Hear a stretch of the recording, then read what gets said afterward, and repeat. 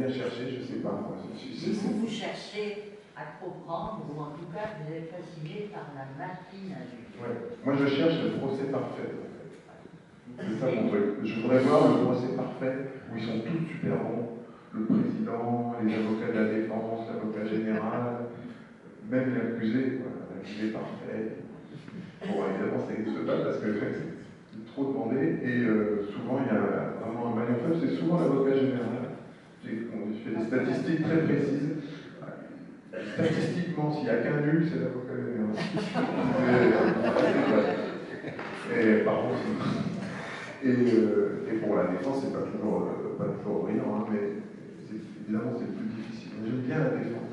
Je suis un peu parce que c'est quand même le rôle le plus difficile de défendre un salopard, on va l'appeler un monstre, voilà.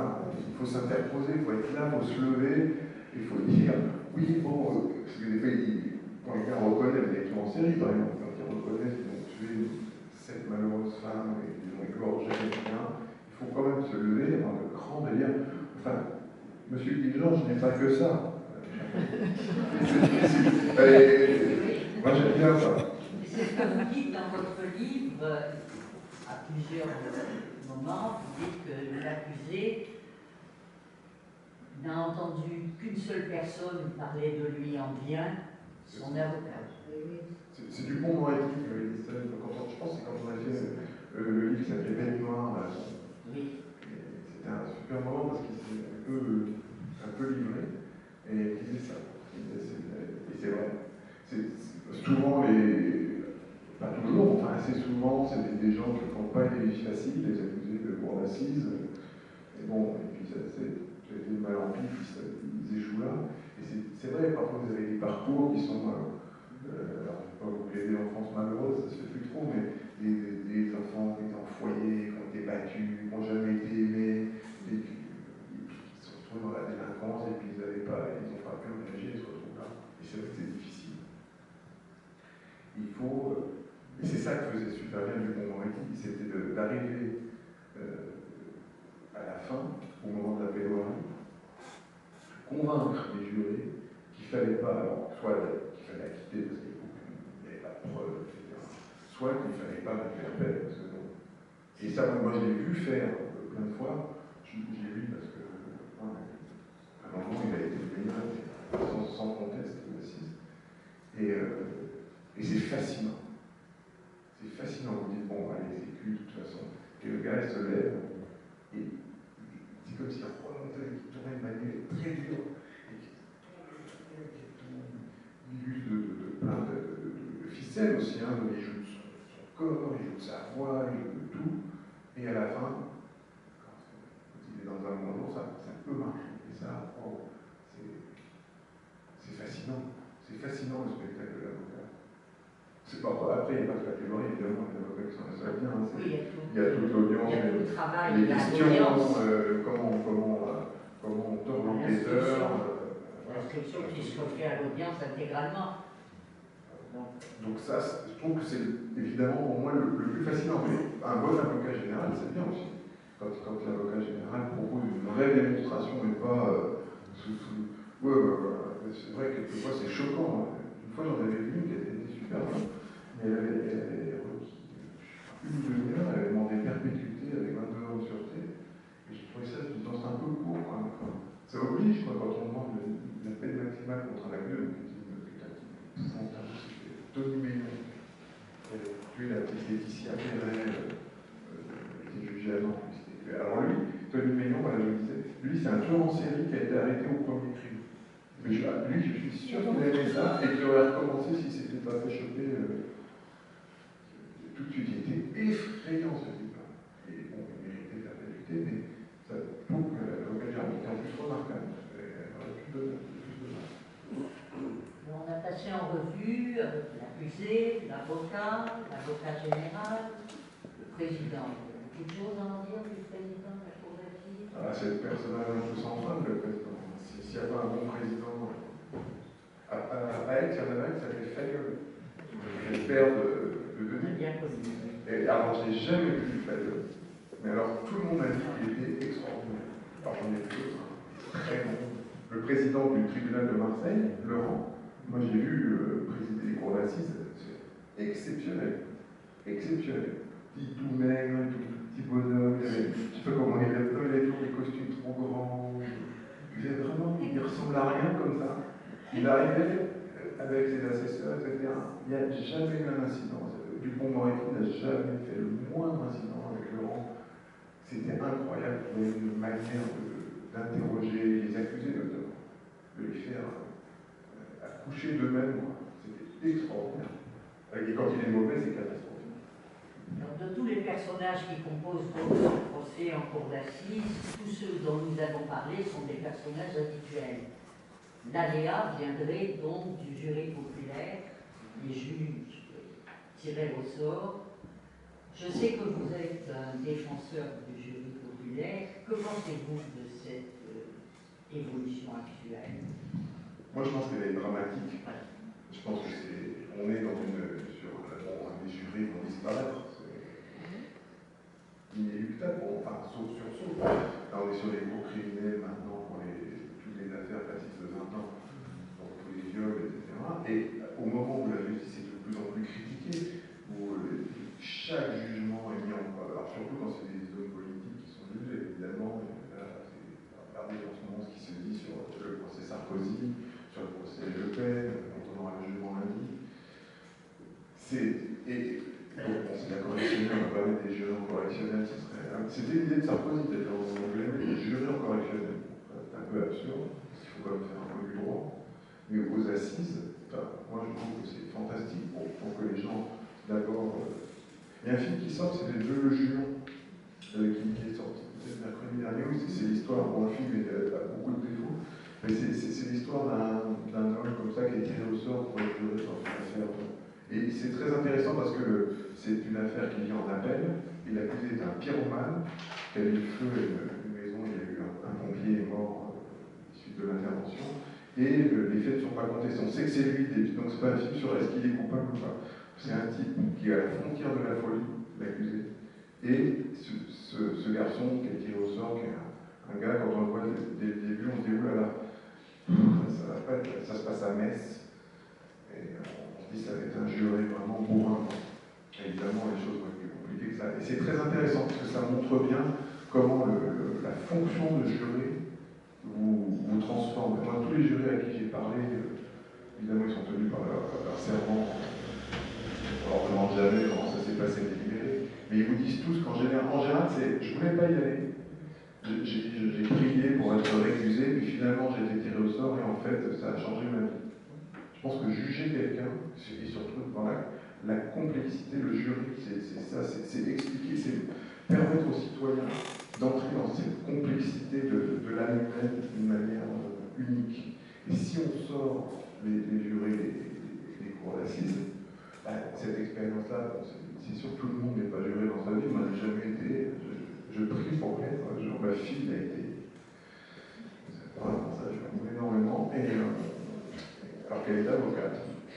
Et elle était étudiante d'avocat, donc elle était persuadée qu'elle serait récusée par le ministère public, et pas du tout. Il y avait deux étudiantes avocates dans le jury, c'était incroyable. Et moi, je paierais pour être juré. Mais je pense que c'est une expérience, et puis c'est très beau, quoi. C'est l'héritage de la Révolution française, des Lumières, on dit aux gens, ben voilà, vous croyez que c'est facile, ben regardez. Jugez-le, cet homme qui a brûlé sa femme, dit bon, je prends l'exemple récent. Mais je pense que les jurés qui ont été au procès de ce type, qui a pris perpète, sans grande surprise, parce qu'il n'a pas fait beaucoup d'efforts, d'après ce que j'ai compris non plus pour moi. Et je pense que ces gens, leur vie est chamboulée. Je pense que les gens vont aussi prononcer des acquittements. Les jurés ont acquitté des accusés de choses affreuses. Je pense qu'ils peuvent. C'est pas rien dans une vie d'homme ou de femme d'être juré. Et je pense que c'est très dommage qu'on soit revenu là-dessus. Enfin, qu'on soit en train de revenir là-dessus. Oui, je pense que vous êtes tous informés de. Enfin, il n'y a pas que des avocats dans la salle, donc juste un mot, les cours criminelles départementales remplacent les cours d'assises en première instance pour les crimes qui entraînent de 15 à 20 ans de réclusion. En première instance. en appel, la cour d'assises est maintenue. Mais on sent que le mouvement est lancé, et pour des choses qu'il est difficile d'accepter comme la gestion des flux, on en arrive à réduire le champ d'intervention des jurys populaires. Ça va plus vite, ça coûte moins cher. Ça va plus vite, ça coûte moins cher. Bon, ça les organise complètement les juridictions, mais ça c'est pas grave, c'est magistrat. Oui, il y a cette espèce de truc. Les jurys, il faut les dédommager, il faut leur expliquer, ça prend du temps, il faut leur montrer le petit film, parfois on les emmène dans. Mais je sais pas si c'est systématique encore, mais en principe, ils visitent une maison d'arrêt. Et ça, c'est incroyable. Et la visite de la maison d'arrêt, c'est quelque chose d'incroyable, mais vous allez avoir le pouvoir d'envoyer des gens en prison peut-être pour leur vie entière. Bon, regardez à quoi ça ressemble, on les emmène. Et voilà, après, je pense que. Bien, très intéressant, mais c'est pour remobiliser la parole. Je pense que nous sommes dans le cadre de rencontre et que le public a sans doute des choses à vous demander. Oui. Oui, bonjour. J'ai une question. Avant, je me permets une toute petite aparté sur ce que vous venez de dire.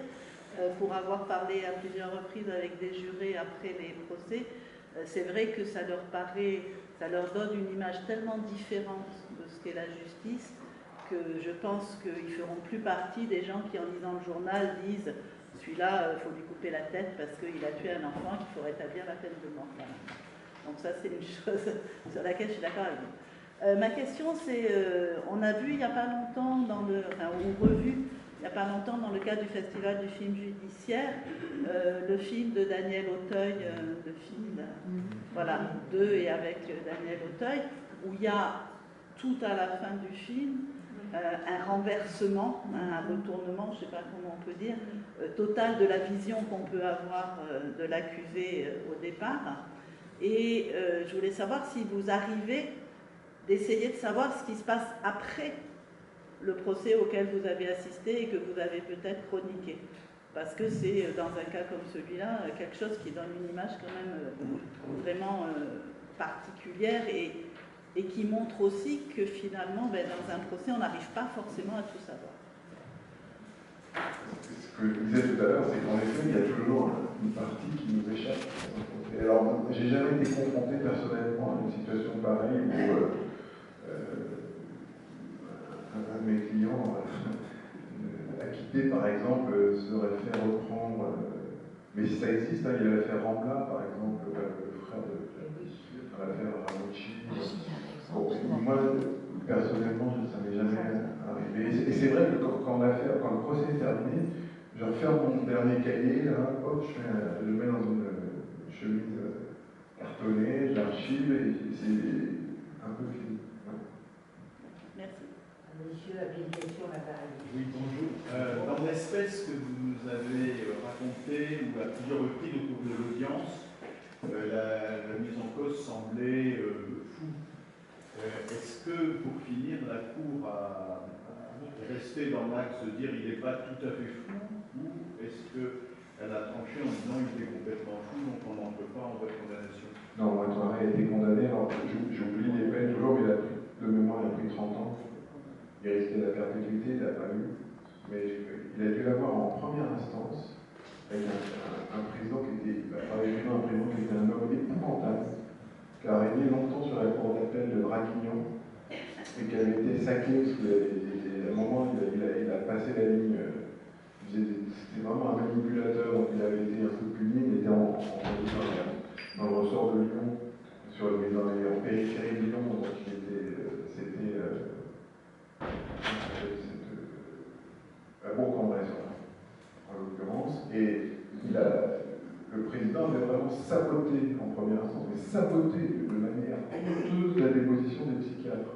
Parce qu'il voulait il voulait pas de l'abolition du discernement, il voulait que le gars reste sous sa coupe. Il a saboté, je vous jure, je racontais dans le journal, donc c'était horrible, ça fait Bréjou, c'était la bête noire des avocats, ils avaient toutes des histoires sur Bréjou, sur comment c'était horrible.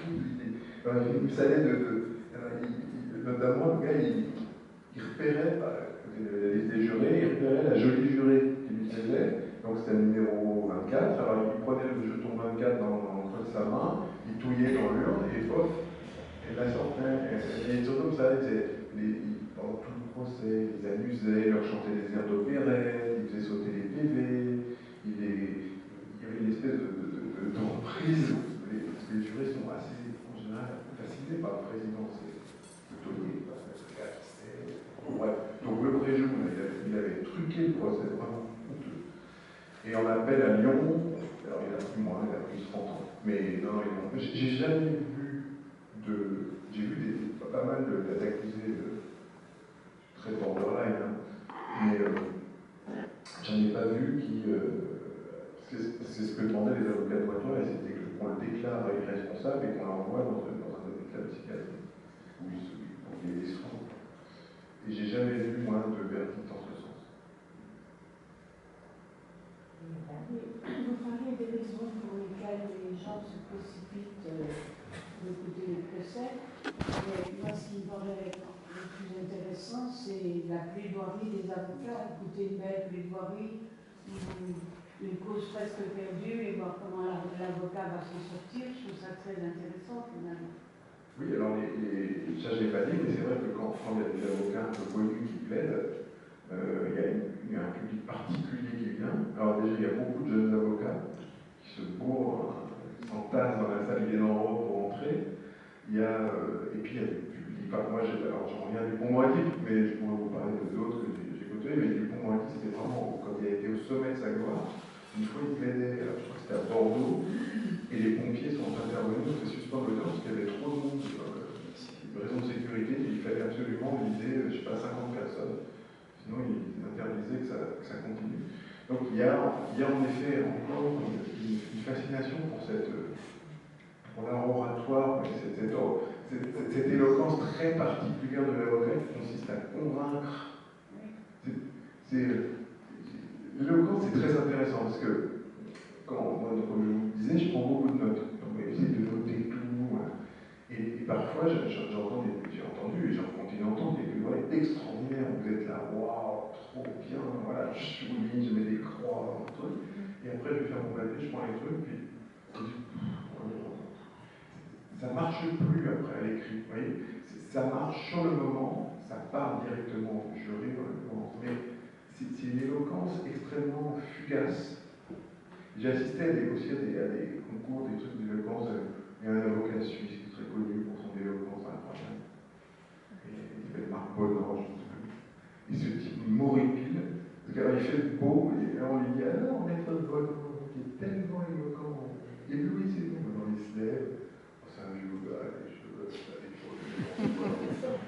et il vous parle pendant, il fait un truc dans un quart d'heure, oh, trop bien, oui, la déesse, machin, et crayon, et toi, Iphigénie, les trucs en fait, c'est qui déjà Iphigénie, c'est quoi son truc, qu'est-ce qu'elle a fait déjà, le déesse, machin, et comme le disait le poète, il vous cite un truc en grec, et quand il s'arrête, alors tout le monde applaudit, et mais il a dit quoi? C'est pas, je les pense totalement vaine, donc ça a évité, à mon avis, il fait ça dans les salles. Mais dans les cours d'assises, il faut éviter cette éloquence-là, parce que je pense que les jurés ne sont pas des idiots. Le jury qui ne comprend rien, il dit bon, ok, il me prend pour un con, très bien, ça se paye. Dupond-Moretti, excusez-moi de parler beaucoup de lui, mais parce que c'est un archétype. Il avait par exemple, au procès Viguier, il avait fait un truc incroyable. Viguier, c'était ce professeur de droit toulousain, donc il était bipolaire, et son procès était plutôt d'une phase très down, quoi. Il était absent des débats, c'est un fantôme. Et pendant l'enquête, le policier chargé de l'enquête, s'appelait le commissaire Sadi, était fou, c'était le Javert, il voulait absolument coincer le professeur agrégé de droit. Et il avait à un moment interrogé le grand-père, donc le père de Viguier, pour lui faire dire, écoutez, vous savez que c'est votre fils, dites-le nous, comme ça passera mieux. De toute façon, sa femme, c'est une tueuse. Et puis voilà, parce que si vous ne dites pas ça, il y avait 3 enfants, 2 jumeaux pas jumelles. Et sinon, il va être condamné, les jumeaux vont tomber dans la drogue et votre petite fille sera prostituée. C'est ce qu'a rapporté le grand-père. Et le jour de sa plaidoirie, donc on était en retard, c'était un samedi matin. Donc Dupond